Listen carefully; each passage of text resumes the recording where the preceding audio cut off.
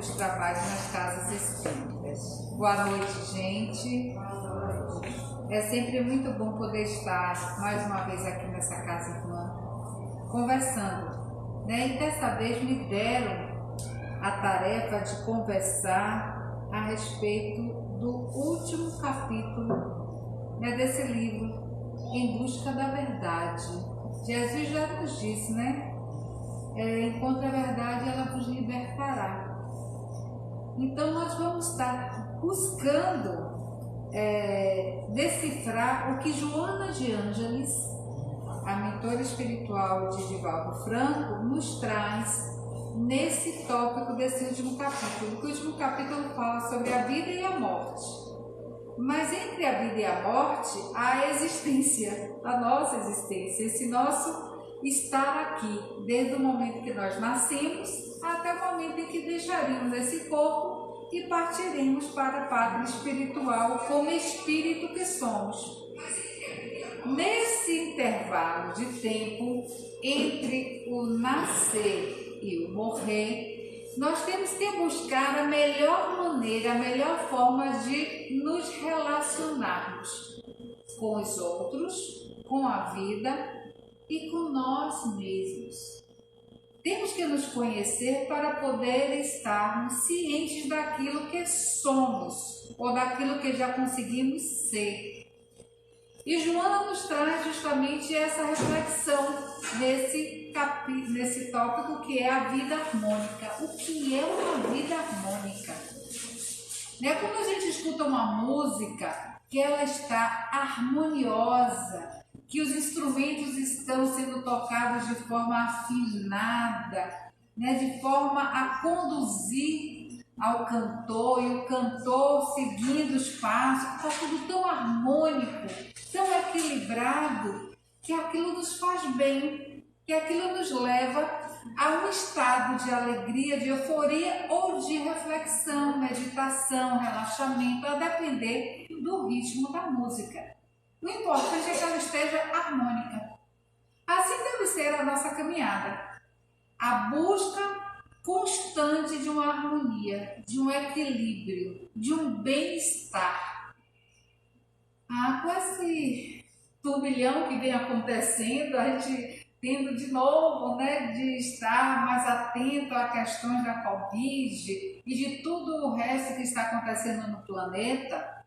Como é que a gente vai conseguir se harmonizar, se equilibrar? E no livro, eu trouxe alguns tópicos do livro para poder não sair do pensamento de Joana. Ela nos diz que a vida humana é a transitória existência corporal através da qual se processam os mecanismos da evolução física, psíquica, emocional e espiritual. Olha só, nós somos uma complexidade. Embora estejamos em um corpo físico, nós somos espíritos. E como espíritos, precisamos estar no corpo físico para aqui estarmos transitando. E nesse passeio que damos aqui, nós estamos processando esse mecanismo, né, de evolução, de crescimento, de desenvolvimento, tanto da nossa parte física, da nossa parte psíquica, nossa parte emocional e espiritual. Então, mas se eu só cuidar do corpo, e as outras 3 partes que faltam? A gente tem que buscar harmonizar isso. Cuidar do corpo é essencial, é necessário, porque nós precisamos dele para estarmos aqui. Ele é o nosso veículo, né? Ele é o meio pelo qual nós nos movimentamos, onde interagimos, aonde trabalhamos, aonde estudamos. É através do corpo que a gente consegue, até mesmo nos relacionar, porque se eu não estivesse em um corpo físico, como alguns aqui não estão, vocês não estariam nem ouvindo nem vendo, a não ser que fossem médios, né, de audiência ou de evidência. Então nós precisamos cuidar do corpo sim, mas sem esquecer da parte psíquica. A nossa parte psíquica, que é a parte que comanda todo o resto, é quem comanda o corpo. Mente sã, corpo são, não é assim?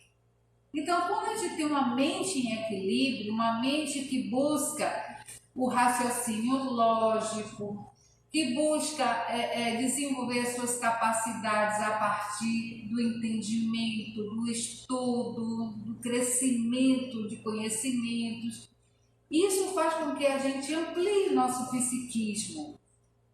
A depender para que lado nós estamos escolhendo desses conhecimentos, ele vai ter nós vamos ter um psiquismo mais equilibrado, um psiquismo mais transviado, digamos assim, né? E isso vai refletir no corpo físico. Porque se eu só penso no negativo, se eu só busco as coisas que prejudicam, que não me engrandece, não ajuda em nada, se eu tenho hábitos, costumes, tendências, paixões, vícios que interferem no meu bem-estar psíquico, é lógico que vai interferir também no meu bem-estar físico e, por consequente, no meu emocional e no meu espiritual. Então a gente tem que saber fazer escolha. A vida é feita de escolhas. Quais são as escolhas que nós estamos fazendo? Né? Então ela ainda nos diz que todos nós estamos fadados à perfeição relativa. Porque perfeito mesmo só o Pai, como Jesus já nos disse. Mas essa perfeição relativa, ela é conquistada lentamente, dia após dia, reencarnação após reencarnação, não é de uma hora para outra, a gente não dá saltos quânticos. Né? Nós precisamos estar atentos a isso para que a gente também não se cobre demais. Porque eu não posso cobrar de mim ainda aquilo que eu não estou apto, ainda não estou capaz, ainda não estou pronto para.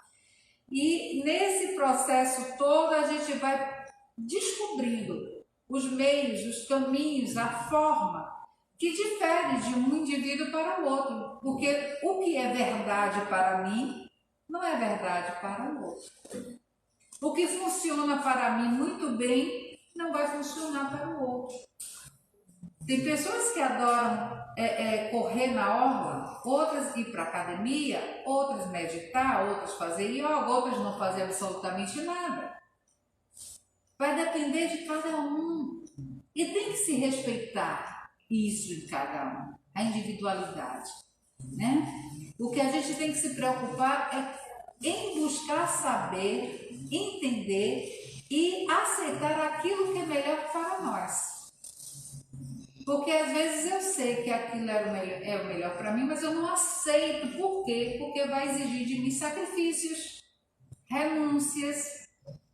E dentro do Espiritismo é interessante. Às vezes a gente escuta em alguns relatos, acredito que não é o que acontece com nenhum de vocês, é assim: eu nem quero entrar no centro espírita, eu nem quero saber de espiritismo porque é muita cobrança.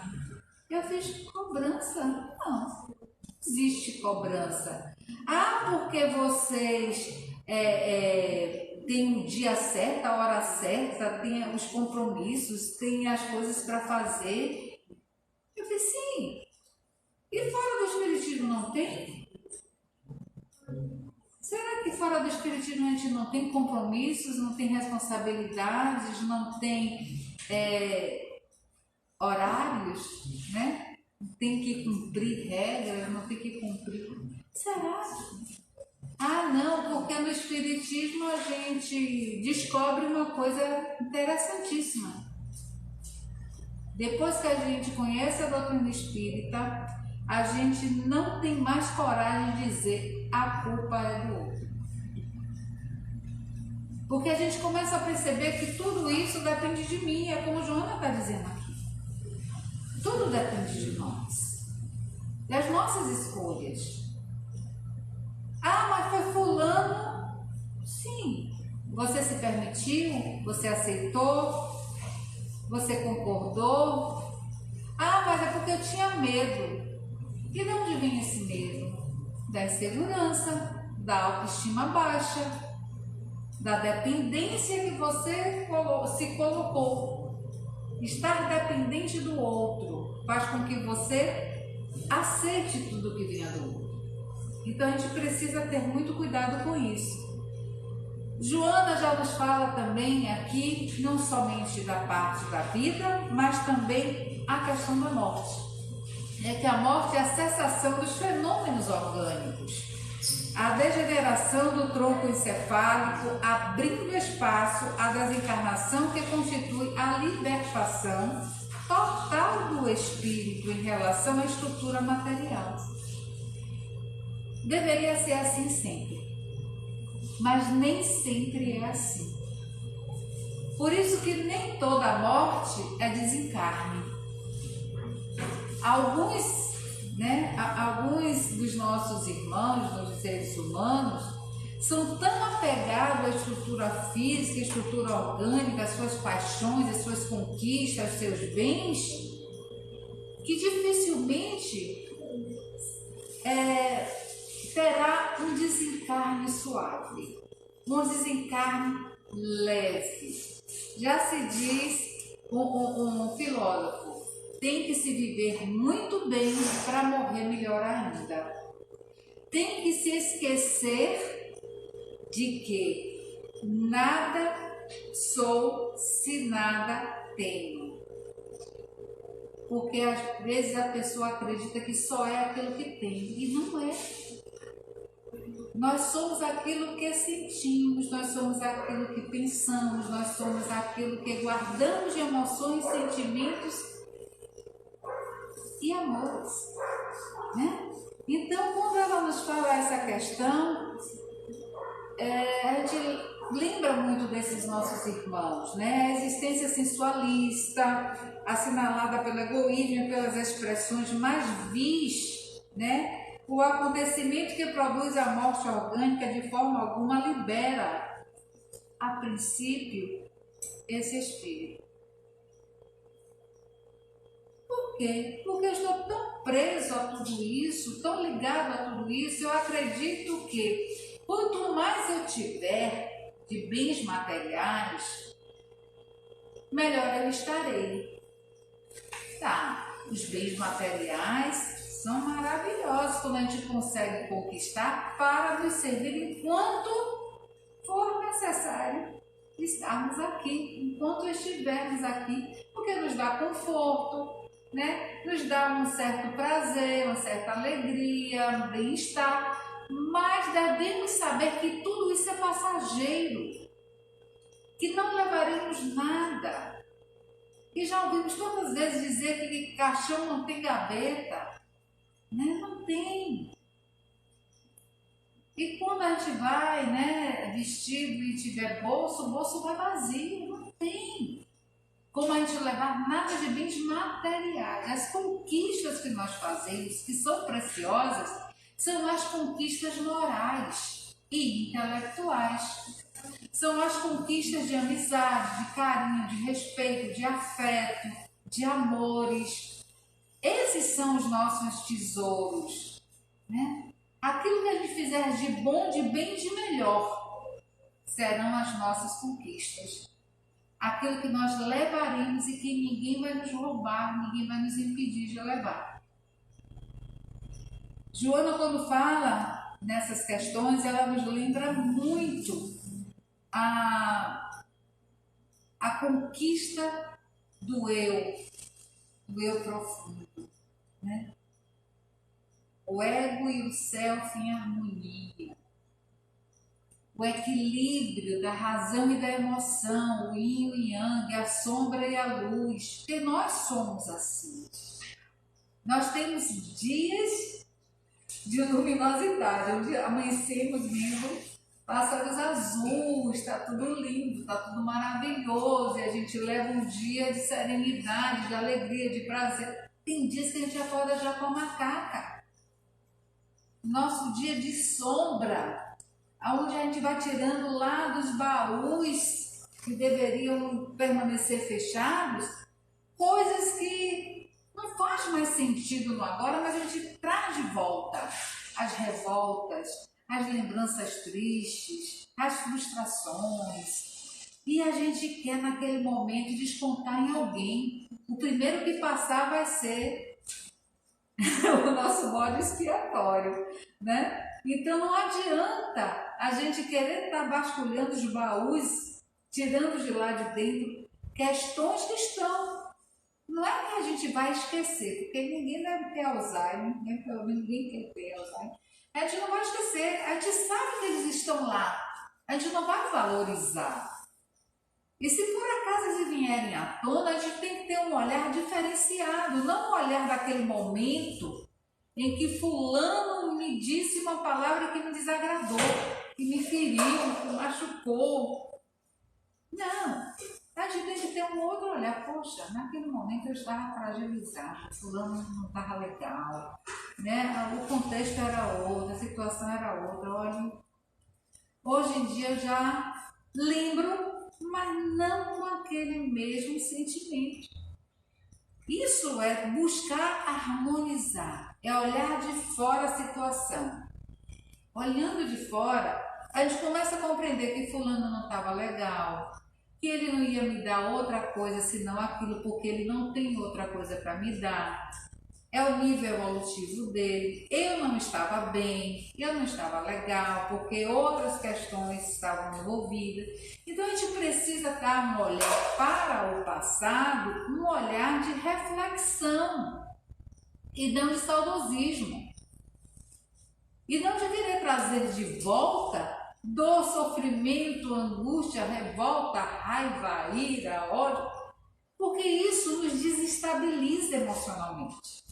E quando nos desestabilizamos emocionalmente, adoecemos. Adoecemos seriamente.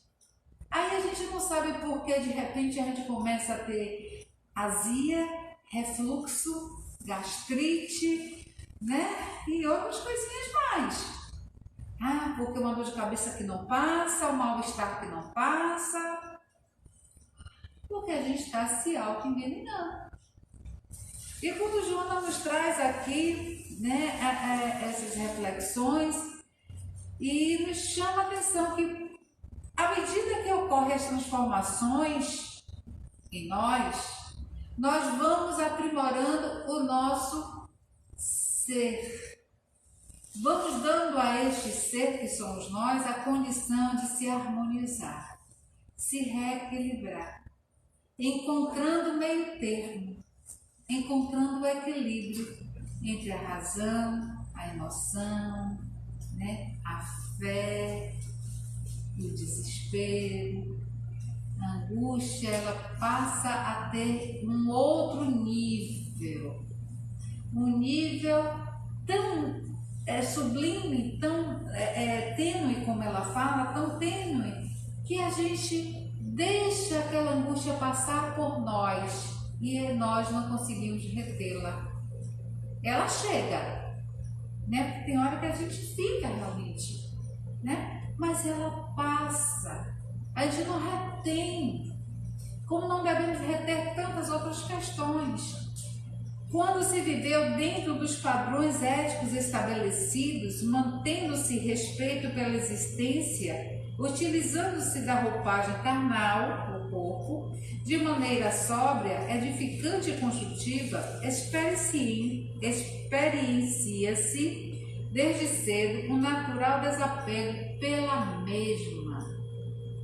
Eu respeito o meu corpo, agradeço o corpo, mas eu sei que mais cedo ou mais tarde eu tenho que deixar.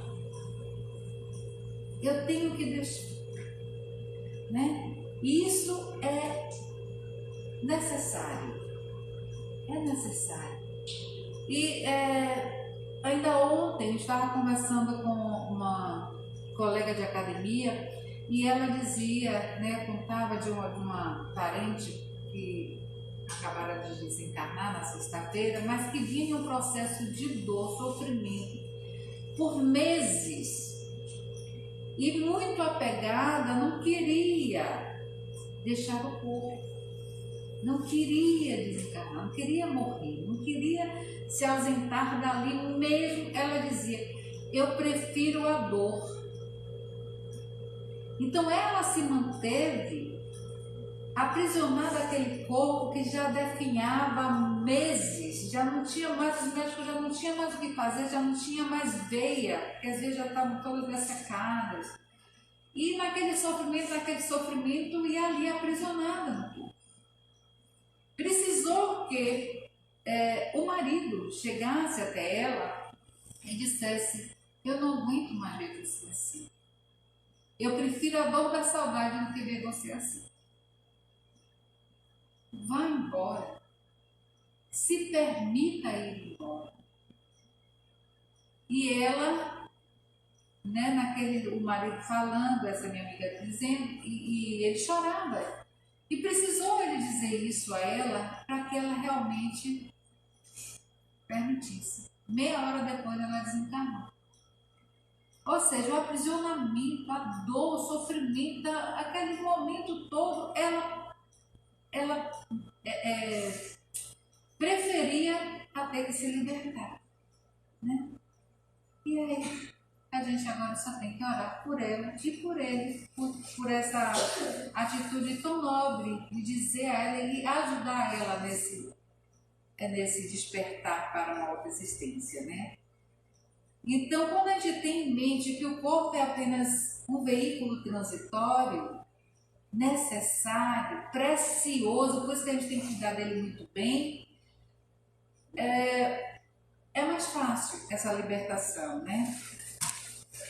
Bom, aí Joana nos traz uma coisa que é interessantíssima, né? Que a consciência dessa transitoriedade entre a vida e a morte, né? Propicia ao nosso self, né? A eleição de escolhas. Como é que eu quero estar aqui? Como é que eu quero viver aqui? Para quando eu ter que deixar tudo isso aqui, eu leve apenas as boas lembranças e as saudades. Porque como? Como? E aí fica, às vezes, esse conflito entre o self, entre o ego, e a gente faz escolhas que não são as melhores escolhas. Mas sempre há tempo da gente rever as nossas escolhas. Porque o que eu acredito ser bom hoje, né, não foi tão bom assim para mim lá atrás. O que foi muito bom para mim lá atrás, alguns anos atrás, hoje em dia já não faz tanto sentido mais para mim. Então a gente vai crescendo, a gente vai evoluindo, a nossa escalada é evolutiva. E à medida que a gente vai evoluindo, a gente vai crescendo, a gente vai galgando os degraus aí da nossa existência, a gente vai deixando algumas coisas, né? Não que elas são ruins ou que foram, não, naquele momento elas foram muito boas, foram necessárias até, me fizeram muito bem, me trouxe alegria, me trouxe contentamento, me trouxe prazer, mas naquele momento. Mas agora eu não estou mais naquele momento. Por isso é perigoso a gente estar querendo viver no passado o tempo todo. Eu hoje mesmo recebi no WhatsApp um videozinho, um monte de coisa dos anos 60, dos anos 70. Eu não tenho saudade de nada daquilo. Não tenho. Nem gosto de ver esses vídeos, mas, gente, que saudosismo. Foi, que legal. Mas olha como a gente evoluiu. Bora ver nesse sentido. Pô, que legal como era o fogão, tinha duas asinhas, né? Parecia que ia voar. Né? Hoje em dia o fogão nem tem mais ar, não tem mais nada, é um pedacinho assim que você mete lá no meio do armário e tá tudo certo. Não podemos estar o tempo inteiro buscar no passado alguma coisa que ficou em um vazio. A nossa criança precisa ser acolhida, acalentada, tratada, para que ela perceba que o momento agora é outro. Que agora somos adultos. E convidar ela a vir conosco, para que a gente também não deixe a nossa criança lá, né? Para que ela venha e ela se transforme, e ela nos transforme.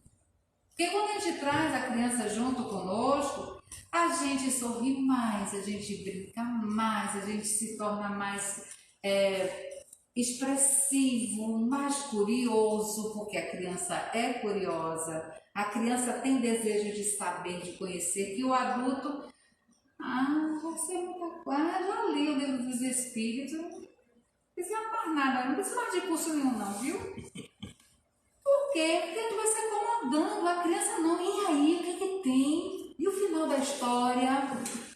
Então, a gente tem que trabalhar isso na gente, né? As nossas escolhas, elas têm que ser sábias para que elas não gerem nem culpa, nem arrependimento. Nem culpa, nem arrependimento. Né? À medida que a gente faz as escolhas e elas não nos causam esse mal-estar, nem de culpa, nem de arrependimento, está tudo certo. Né? Está tudo certo. Não tem nada de errado até aí. Né? O pensamento ético estabeleceu diretrizes de segurança para que sejam logrados os objetivos da saúde e da tranquilidade, do bem-estar e da alegria de viver. Então, esse pensamento ético, que é o nosso pensar conforme o tempo em que estamos vivendo, o momento que estamos vivendo, a sociedade da qual nós fazemos parte, o grupo que nós fazemos parte, a família da qual nós fazemos parte.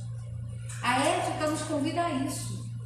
Nos convida a estabelecer justamente essa diretriz de segurança, para não errarmos, ou se errarmos o menos possível.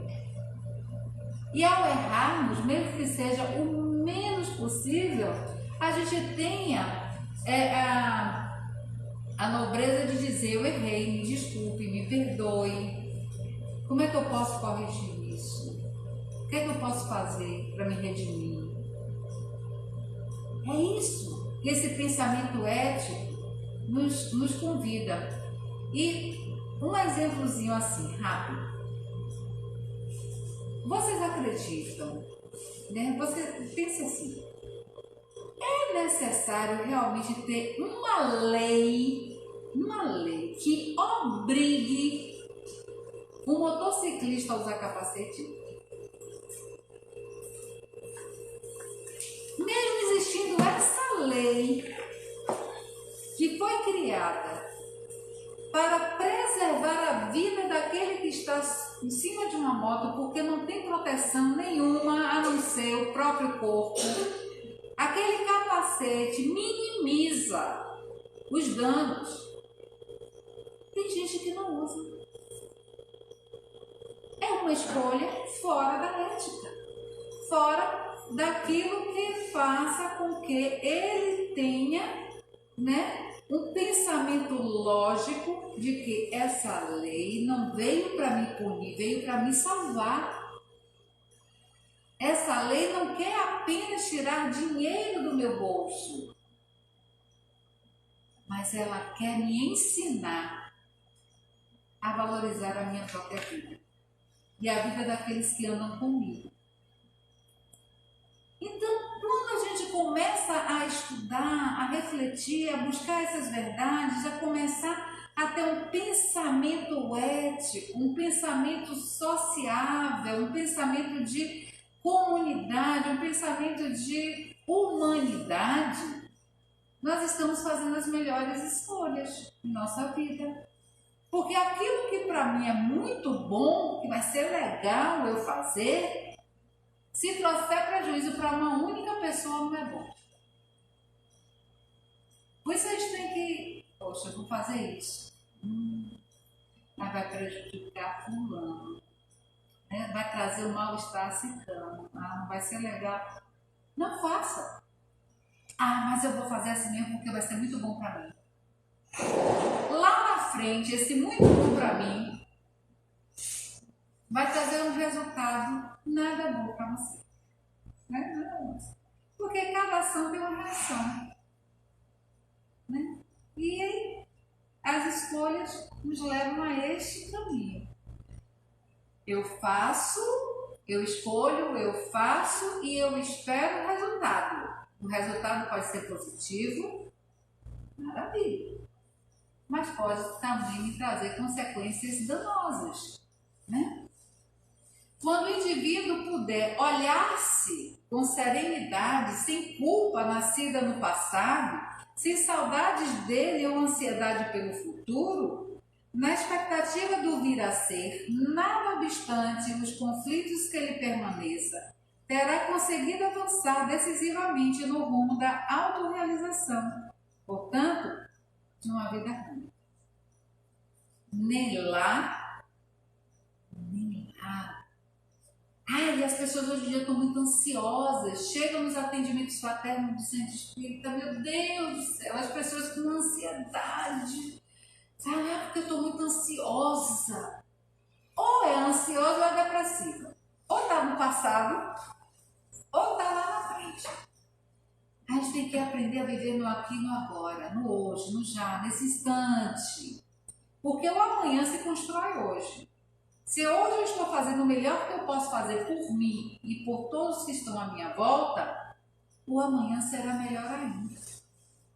E assim sucessivamente.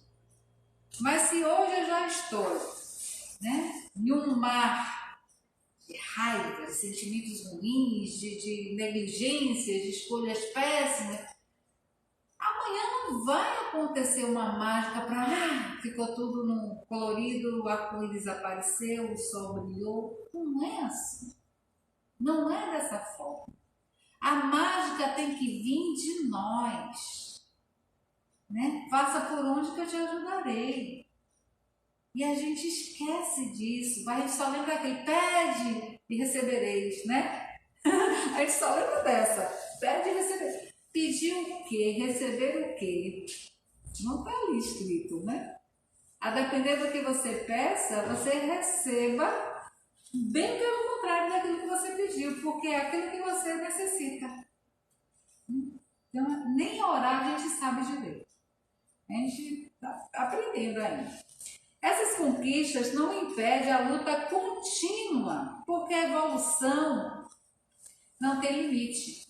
E quanto mais se adquire conhecimento, mais se amplia os horizontes do saber e as indagações em torno do existir, do cosmos, da vida e em si mesmo. O autoconhecimento. Conhece-te, a ti mesmo. Homem, conhece-te a ti mesmo. Eu tenho que me conhecer. Eu não tenho que permitir que ninguém me conheça melhor do que eu mesmo. Eu tenho que fazer perguntas para mim, perguntas que me inquietem, perguntas que talvez eu não tenha nem resposta pronta.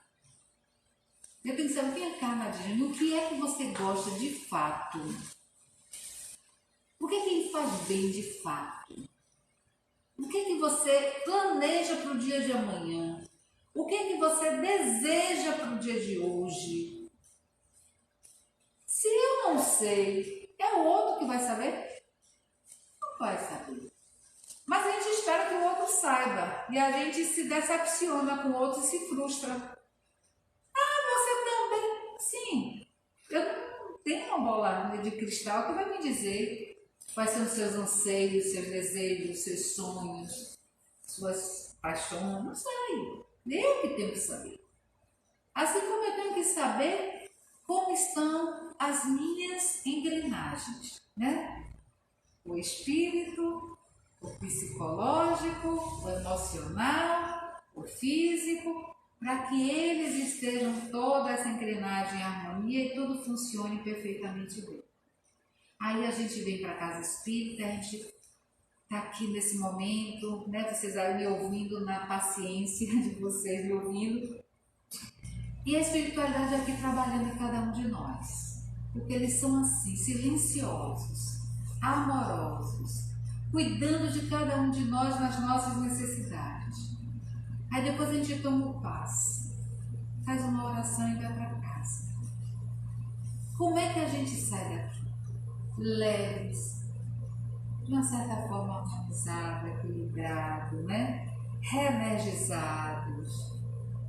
Mas ali na frente do centro tem uma poça de água. Eu distraída meti o pé, molhei o pé todo. Como é que eu vou reagir a isso? Eu vou permanecer nesse mesmo ambiente daqui? Ou eu, ao sair daqui, eu esqueço tudo isso e meti o pé na água e acabou tudo, Porque eu já blasfemo, já reclamo, já vou para casa chateada porque eu molhei o pé e esqueci todo o resto. Então, são essas coisinhas que Jonas nos chama a atenção, para que a gente busque harmonia a todo instante. Vai acontecer percalços em nossas vidas? Vai acontecer acidentes? Né? Podem acontecer. Infortúnio? Também. Doenças? Com certeza. Como é que eu vou lidar com tudo isso? Com revolta? Né? A não aceitação? A rebeldia? Brigar com Deus e com tudo e com todos? Ou eu vou, de uma certa forma, acolher tudo isso? O acolher nem sempre significa o aceitar. Ai, poxa, molhar o pé é chato. Você tá ali, molhou o pé. Aconteceu, eu estou dizendo isso porque aconteceu comigo quando eu desci do carro. O carro estacionado numa poça de água, estou dizendo né? Poxa, é chato você molhar o pé, tá? Mas vai tirar a minha paz? Vai roubar, né, a minha motivação de estar aqui com vocês? Vai roubar o equilíbrio que eu pedi durante todo o dia para que eu tivesse, né, o envolvimento dos irmãos espirituais a me inspirar, a própria Joana, quem sabe, se assim fosse do meu merecimento dar uma inspiraçãozinha? Não. Poxa, morrer no pé, que chato. Eu amoleci naquele momento, acabou, passou. Sacudiu o pé aqui, agora já está sequinho.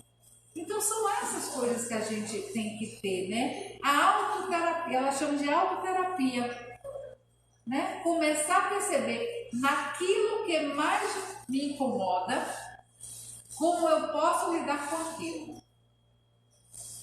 Aquilo que me tira do sério, aquilo que me desestabiliza, aquilo que me enfurece. A autoterapia, né? Aí ela fala no cantar, no meditar, no orar, né? Do caminhar, do buscar contemplação na natureza, para que aquela situação que poderia nos trazer transtornos psíquicos, emocionais, físicos e espirituais transcenda, saia, né? Saia, fuja de nós. Isso é interessante, essa autoterapia, porque nem sempre a gente tem alguém ao nosso lado que possa nos dar um suporte nesse momento. E a gente não pode estar o tempo inteiro na dependência do outro. Então, quando a gente começa a se conhecer, começa a ter esse processo, né, da autoterapia, o esforço do crescimento interior, o desejo de transformar-se, o desejo de modificar toda uma estrutura, todo um arcabouço do qual ainda estamos, né, nos lapidando para quem sabe um dia a gente se transformar nessa angelitude tão esperada, e vamos chegar um dia, mas quanto antes melhor, né? Então, isso faz com que tenhamos uma realização enobrecida. Aí ela chama do estágio, a gente chega ao estágio do ser luminoso. O ser luminoso exala equilíbrio, segurança, autoconquista, transforma-se em um polo de atração que beneficia todos aqueles que se acercam, né? Porque a sua exteriorização é benéfica e enriquecedora. Já o indivíduo que é voluptuoso, vulgar, insensato, irritado, ele vai, mesmo que esteja bem vestido e com a persona bem trabalhada, cuidadosamente maquilada para a vida social, exterioriza o báfio pestilento do seu estado interior.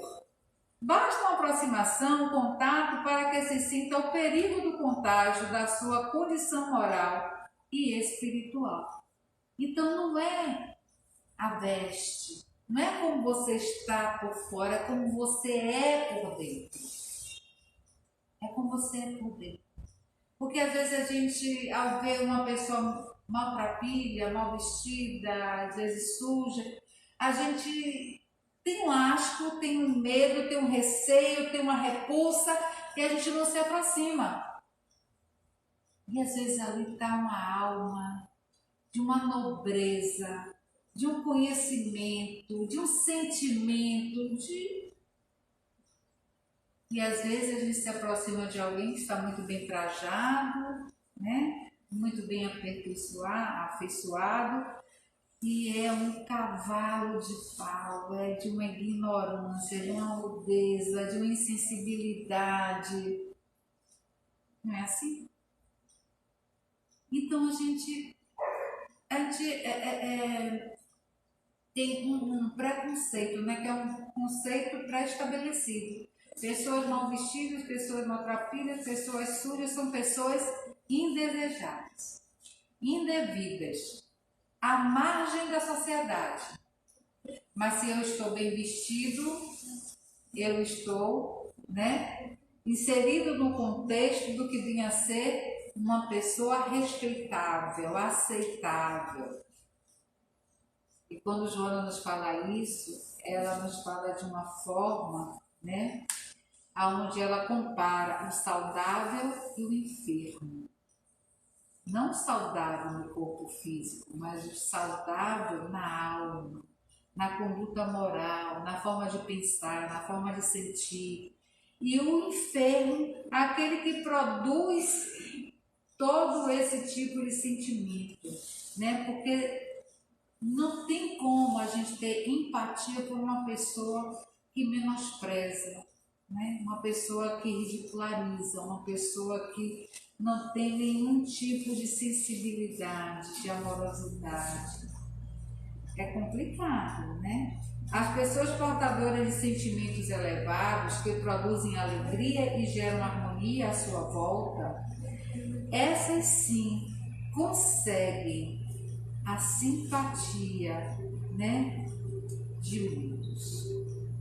De igual maneira, aqueles que são temperamentosos, rebeldes, instáveis, comportamentos doentios, sentimentos ávaros, mesquinhos, turbulentes e perversos, fazem-se identificar facilmente, mesmo que não queiram, sem qualquer manifestação exterior, apenas a energia que eles emanam.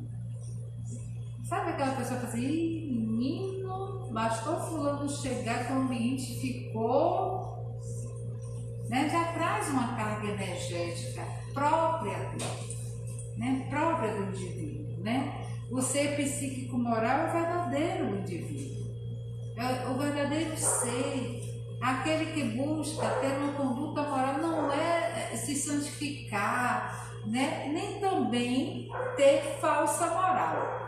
Que é outra coisa que ela fala aqui, que nós nos preocupamos muitas das vezes em nos apresentar como as pessoas gostaríamos que nós fôssemos. Então a gente cria uma persona, uma máscara, que é necessária, as máscaras são necessárias na nossa vida. Mas nessa condição que ela fala, é a gente fingir ser o que não somos.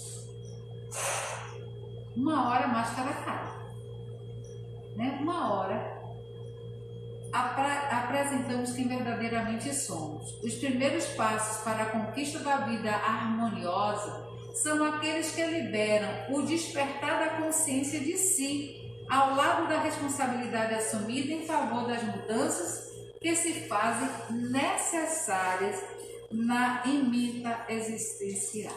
São necessárias mudanças. Aí é meu marido, coitado, que já ouviu eu dizer isso, eu acho que 300 mil vezes. Mas eu gosto de dizer porque ouvimos ainda as pessoas dizendo isso. Eu nasci assim, é meu jeito de ser, né? É a minha personalidade. Sim, eu nasci, a síndrome de Gabriela, eu nasci assim, eu cresci assim, sou mesmo assim, você sempre assim. E a evolução está onde? O crescimento está onde? Se nós fomos criados simples, ignorantes, mas com toda uma ferramenta para progredirmos, até chegarmos à angelitude. Nós fomos criados para sermos felizes. fomos criados perfectíveis, ou seja, nós vamos alcançando a perfeição, mesmo que relativa, paulatinamente. Então eu não posso estacionar, eu não posso parar. Eu não posso dizer, eu nasci assim, eu cresci assim, eu vou ser sempre assim, né? Aquela música, né? Pau que nasce torto, nunca assim direito, o que é isso? Não, né? A gente está aqui para se moldar, se modificar, se burilar, trabalhar as nossas arestas, aquilo que ainda está tão ruim em nós que nem nós mesmos suportamos. E se a gente fizer uma visita íntima, um mergulho íntimo, a gente vai perceber, vai saber, vai descobrir que tem coisas ali que a gente se envergonha, que não quer que ninguém saiba. Mas você sabe. E com certeza seu anjo da guarda sabe mais ainda. Né? E por consequência Deus. Então, são essas coisinhas que a gente tem que começar a trabalhar na gente. Né? Antes que o outro chegue e nos aponte o dedo e diga, você é muito orgulhoso, você é muito isso, você é muito aquilo. E a gente vai se tomar, né, de assalto e vai sentir o cascão da ferida ser arrancada, por isso que ele se aborrece. Não é porque o outro disse uma inverdade, não, porque se fosse uma inverdade, a gente, só isso mesmo. A gente deixaria passar. Mas quando o outro diz alguma coisa que toca na gente, que fere, que machuca, é porque o cascãozinho da ferida foi arrancado por aquela pessoa. Então compete a nós observar, poxa, ela não é a primeira pessoa que fez isso. Será que eu estou assim mesmo? Será que é essa, né, a sensação que eu passo para o outro, é essa a percepção que eu passo para o outro? Será que eu estou agindo dessa forma mesmo? A gente tem que estar aqui. Né? Porque o próprio Gandhi já nos dizia que quando algo chegar até você que não lhe couber, devolva. O presente não era para você, nem abra. Porque tem coisas que às vezes as pessoas dizem que maluquice. Isso nem chega até a mim porque não diz nada a meu respeito. Mas já tem outras coisas que a pessoa chega e diz que você se sente abalado, né? Você se sente mexido e irritado às vezes. Então, é isso que a gente tem que ter observação. Né? Desmascarar a ignorância e diluir a sombra onde quer que se refugie constitui o segundo passo de lucidez para alcançar a harmonia existencial. E finalizando, ela nos traz aqui que muitos indivíduos preferem permanecer na síndrome do mundo cruel. Conforme a